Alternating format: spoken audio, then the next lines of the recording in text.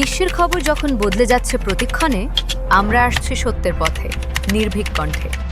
CNW news TV সংবাদ, যেখানে শুধু তথ্য নয়, বিশ্লেষণও সমান শক্তিশালী।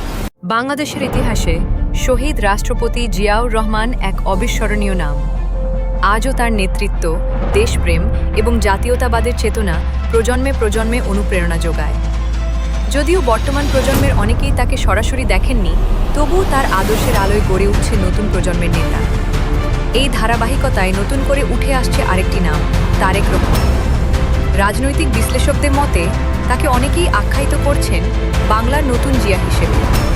তার নেতৃত্বের ধরন, জনসংযোগের দক্ষতা এবং দেশের উন্নয়নের দৃঢ় সংকল্প তাকে বাংলার রাজনৈতিক পরিমণ্ডলে একটি নতুন প্রজন্মের প্রতীক হিসেবে তুলে ধরেছে। তারেক রহমানের কর্মকাণ্ডের কেন্দ্রবিন্দুতে রয়েছে তরুণ প্রজন্মকে অনুপ্রাণিত করা, দেশের স্বার্থে সিদ্ধান্ত নেওয়া এবং রাজনৈতিক স্থিতিশীলতা নিশ্চিত করা।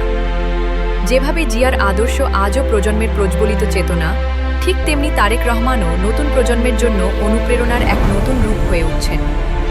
বাংলার রাজনীতি নতুন প্রজন্মের নেতৃত্বে, এটি নতুন অধ্যায়, নতুন সম্ভাবনা।